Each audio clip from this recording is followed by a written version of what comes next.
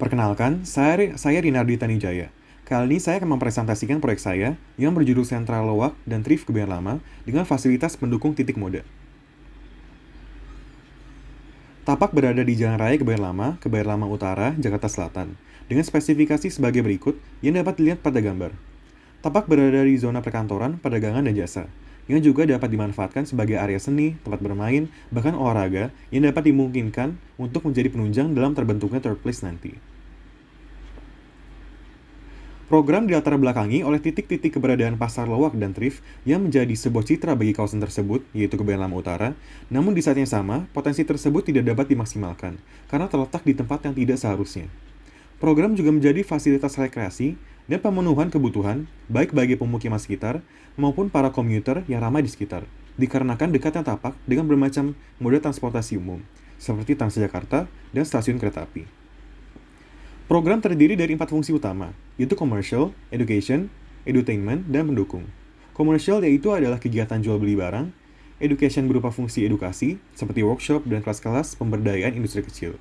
Entertainment sebagai fungsi hiburan berkaitan dengan ruang serbaguna, yang dapat menjadi galeri, fashion show, ataupun wadah komunitas. Serta fungsi mendukung yang ditujukan kepada para komuter, yaitu fungsi seperti F&B dan coworking space.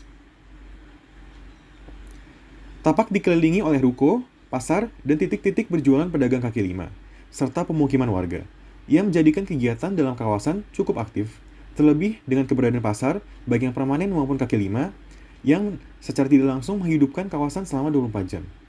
Tapak juga dilengkapi oleh berbagai macam fasilitas transportasi umum yang dalam jangkauan kurang dari 500 meter, yang dapat dilihat pada gambar, dan menjadikan tapak aktif terutama dalam jumlah pejalan kaki.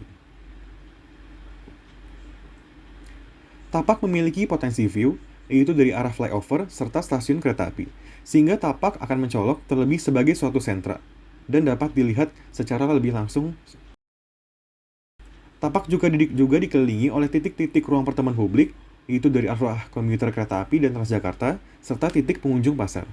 Dengan keberadaan pusat moda di sekitar tapak, menjadikan tapak ramai oleh pejalan kaki, terlebih didukung dengan keberadaan pasar yang berada dekat dengan tapak, sehingga bagian yang bertanda merah pada skema potensi pedestrian mall dapat dijadikan sebagai pedestrian mall, terlebih karena memang jarangnya jalan menjadi jalan mobil, sehubungan dengan padatnya pejalan kaki dan orang yang berjualan di jalan tersebut.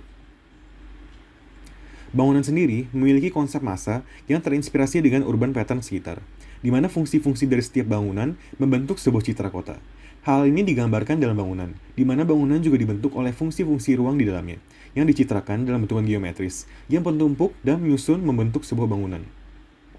Bangunan juga mengusung konsep openness, yang menjadikan keterbukaan sebagai aspek penting. Bangunan terbuka bagi semua kalangan, yang dicitrakan oleh desain bangunan terutama dalam bentuk ataupun fasad. Sustainable sebagai konsep juga digalakkan sebagai respon dari bangunan, baik terhadap lingkungan ataupun masyarakat sekitar. Bangunan memanfaatkan struktur serta material-material dari ruko yang berada di existing, serta memanfaatkan bahan-bahan recycle yang terutama berasal dari pasar ataupun fungsi-fungsi rumah tangga sekitar yang dijadikan sebagai fasad atau aksen-aksen lain di bangunan.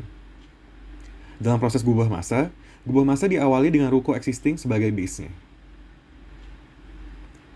Tahap selanjutnya, bangunan dibedah untuk menghadirkan permeabilitas yang menghubungkan sisi bangunan dari yang satu ke sisi bangunan yang lain, untuk menciptakan kesan keterbukaan dan fleksibilitas. Selanjutnya, pada tahap 3, sebagai respon penyesuaian dari tapak dan titik ramai masyarakat, dihadirkan penambahan bentuk massa.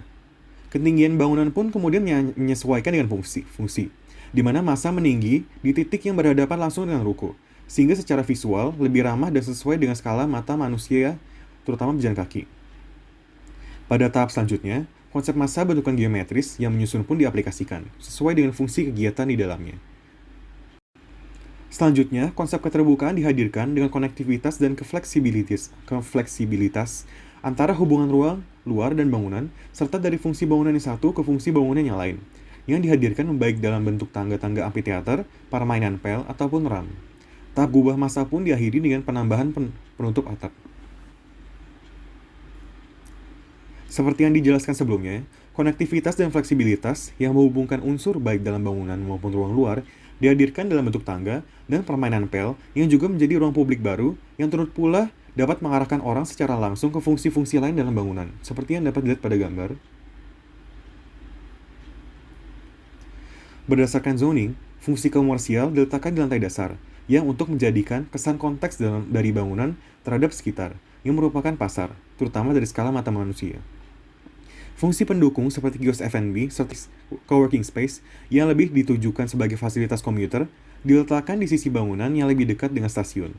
Fungsi edutainment yang menjadi ruang untuk menyajikan dan memperkenalkan karya terletak berdekatan dengan fungsi mendukung yang bertujuan menarik pengunjung baru, terutama dari pusat moda untuk kebangunan yang kemudian diarahkan ke area dengan fungsi education dan kemudian kembali lagi ke area komersil. Lantai dasar lebih ditujukan untuk fungsi komersial, yang menjadikan bangunan konteks terhadap pasar di sekitar terhadap skala mata manusia, yang terdiri dari ruang-ruang kios ataupun area untuk street food. Lantai 2 menyajikan ruang-ruang workshop dan juga ruang-ruang kelas yang menjadi fungsi edukasi. Ruang serbaguna, entertainment, serta area jual beli tematik berada beriringan di lantai tersebut untuk menjadikan fungsi edutainment yang diusung. Lantai 3 masih menyajikan ruang-ruang workshop seperti ruang edukasi dan juga fungsi-fungsi mendukung lain seperti ada coworking space dan juga area kios F&B. Kemudian, lantai 4 dikhususkan sebagai area pengelola dengan ruang-ruang pendukungnya. Tampak seperti yang terlihat pada gambar, menerapkan bahan-bahan recycle dalam rangka mendukung sustainable yang dimaksimalkan dari limbah sekitar, terutama dari pasar atau fungsi rumah tangga lain. Pada potongan BB, seperti yang terlihat pada gambar, dapat terlihat susunan tangga yang langsung menghubungkan muka tanah dengan lantai 2 bangunan, yang menjadi daya tarik utama bagi para pengunjung. Ruang-ruang di bawah tangga tersebut pun dapat dimanfaatkan sebagai gudang tambahan untuk mencukupi ruang penyimpanan. Selanjutnya, akan saya tampilkan video 3 dimensi dari bangunan.